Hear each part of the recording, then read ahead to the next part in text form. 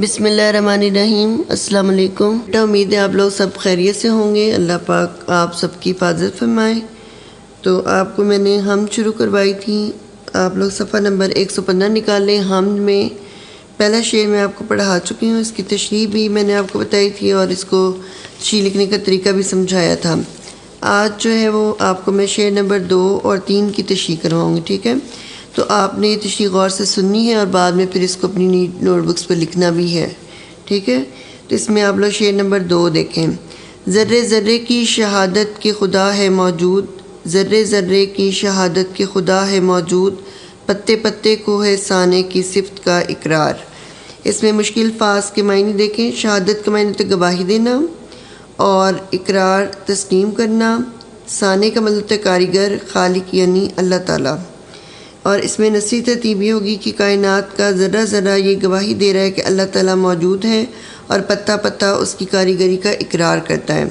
اور اس کا مرکزی خیال یا اس کا مفہوم شعر کا یہ ہے کہ کائنات کی ہر چیز اللہ تعالیٰ کی قدرت کی گواہی دیتی ہے۔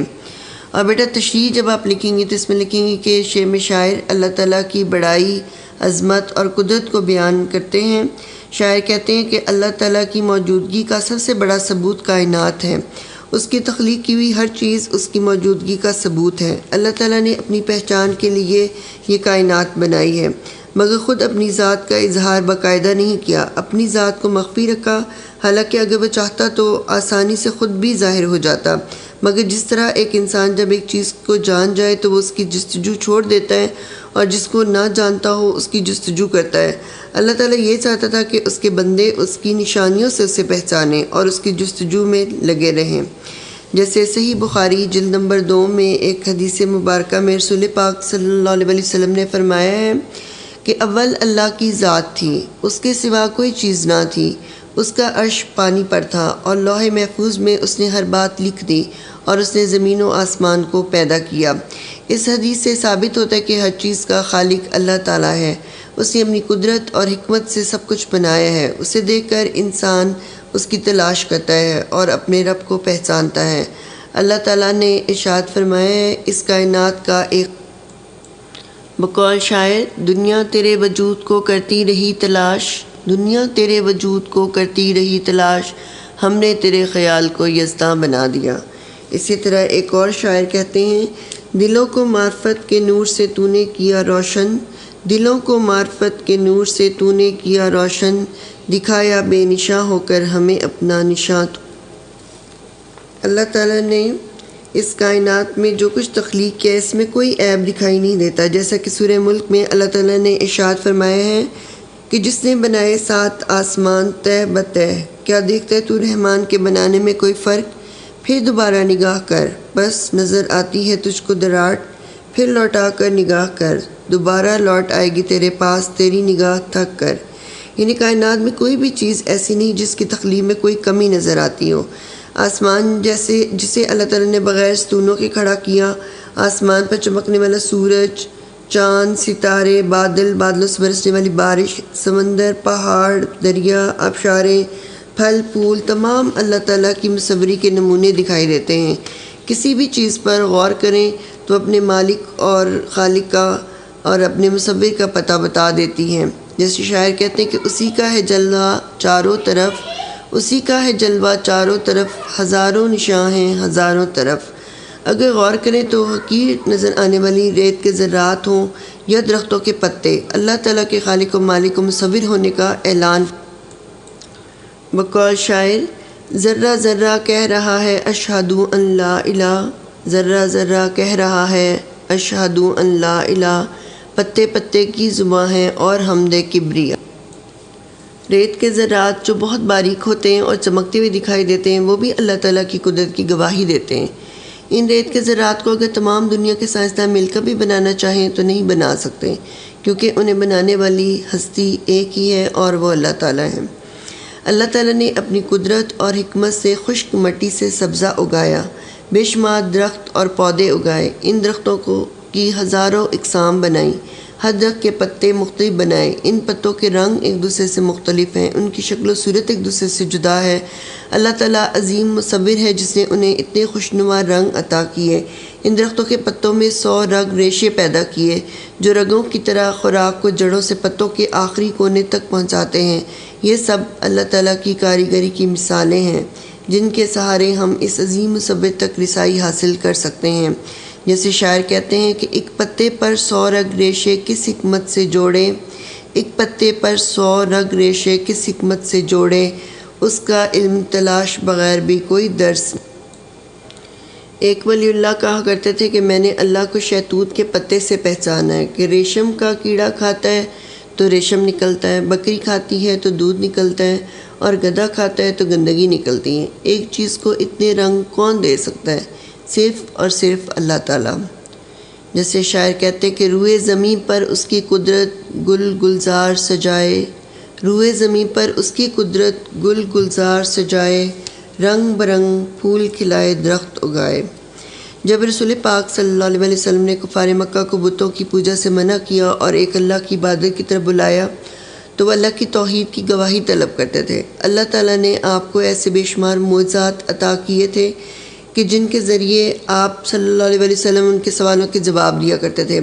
ایک دفعہ ابو جہل اپنی مٹھی میں ریت لیے ہوئے آیا اور کہا کہ میں آپ کو سچا مانوں گا اگر مجھے بتا دیں کہ میری مٹھی میں کیا ہے۔ آپ صلی اللہ علیہ وسلم نے فرمایا کہ میرے بجائے یہی تمہیں بتا دے کہ کون ہے۔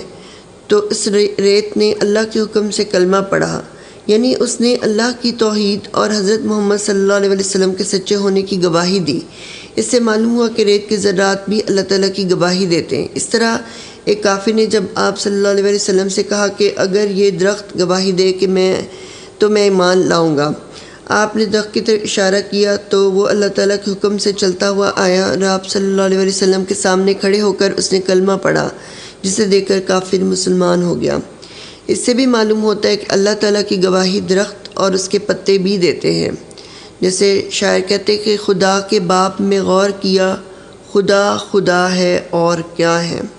انسان اگر ان تمام تخلیقات پر غور کرے تو وہ اپنے رب کو یہ پوری کائنات اس کے موجود ہونے کی گواہی دیتی ہے۔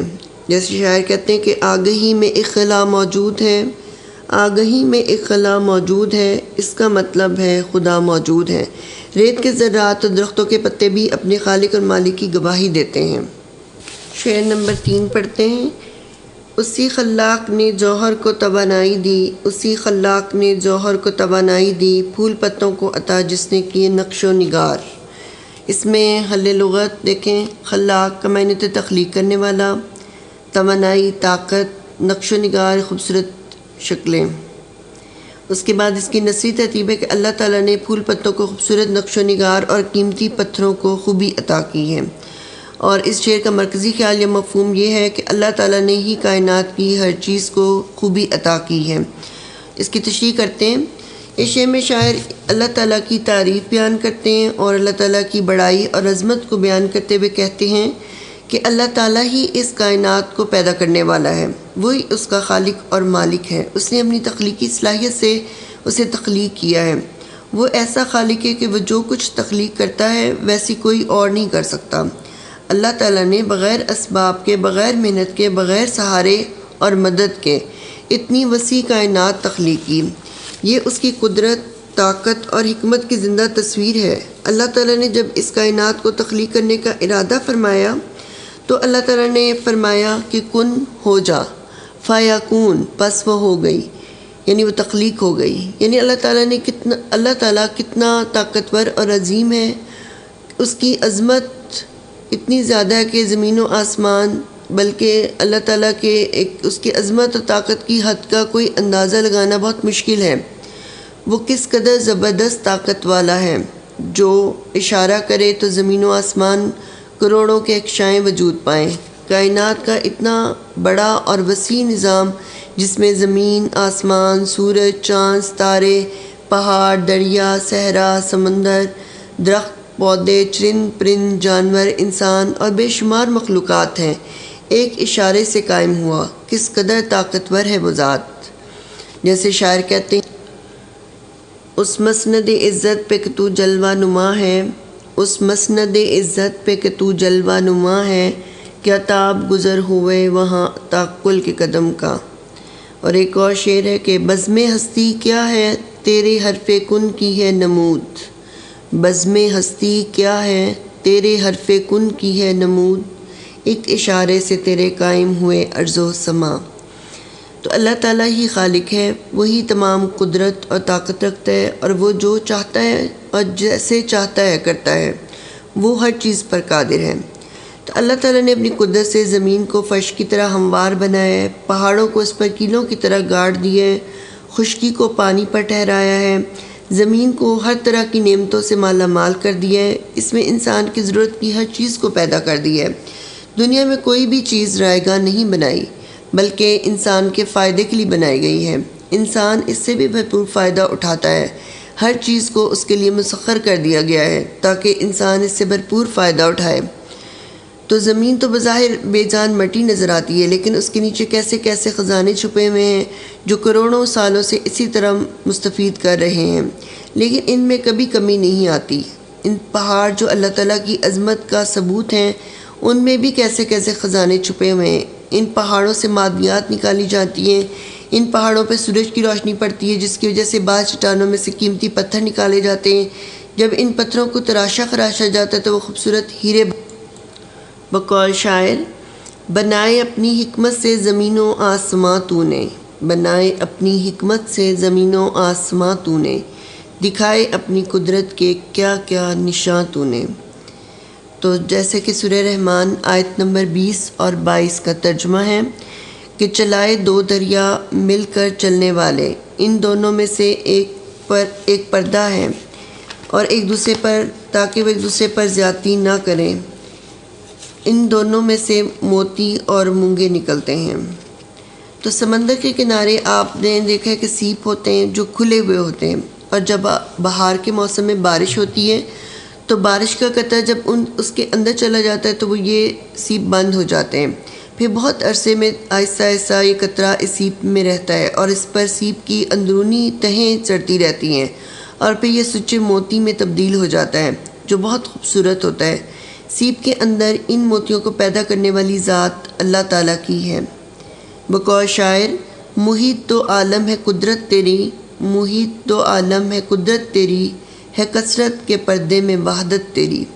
تو اس شعر میں شاعر کہتے ہیں کہ اللہ تعالیٰ نے اپنی قدرت سے بہت خوبصورت درخت اور پودے بنائے ہیں، ان پودوں اور درختوں پر رنگ برنگے پھول اگائے ہیں، ان درختوں کے پتے مختلف شکل و صورت کے بنائے ہیں، ان کے رنگ بھی ایک دوسرے سے جدا جدا ہیں، کچھ درختوں کے پتے بڑے ہیں، کچھ کے چھوٹے ہیں، کسی کا گہرا سبز رنگ ہے، کسی کا ہلکا سبز رنگ ہے، کچھ پتوں پہ خوبصورت رنگوں کے شیڈ بنے ہیں، غرض پتوں کی لاکھوں اقسام بنائی ہیں۔ اسی طرح آپ پھولوں پر غور کریں تو اللہ تعالیٰ نے لاکھوں اقسام کے پھول بنائے ہیں۔ یہ پھول مختلف رنگوں کے ہیں، سرخ، گلابی، سفید، پیلے، نیلے، بنفشی، اودے، ہر رنگ کے پھول ہیں۔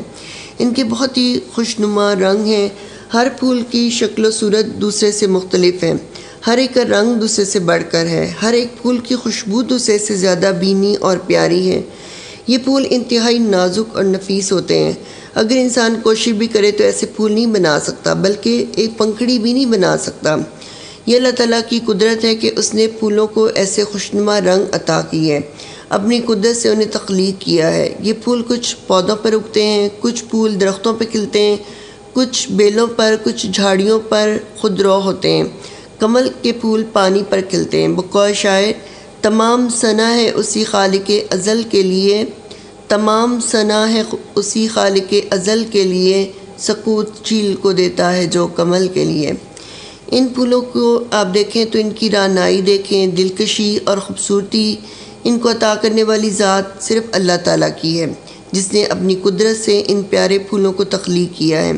بے شک وہ سب سے بڑا مصور ہے جس نے اس کائنات کو خوبصورت بنانے کے لیے بے شمار خوبصورت رنگ اور خوبصورت چیزیں تخلیق کی ہیں، اور یہ اللہ تعالیٰ کی قدرت کی نشانیاں ہیں۔ ان نشانیوں میں یہ خوشنما پھول بھی شامل ہیں۔ بقول اقبال، پھول ہیں صحرا میں یا پریاں قطار اندر قطار، پھول ہیں صحرا میں یا پریاں قطار اندر قطار، اودے اودے نیلے نیلے پیلے پیلے پیرہن۔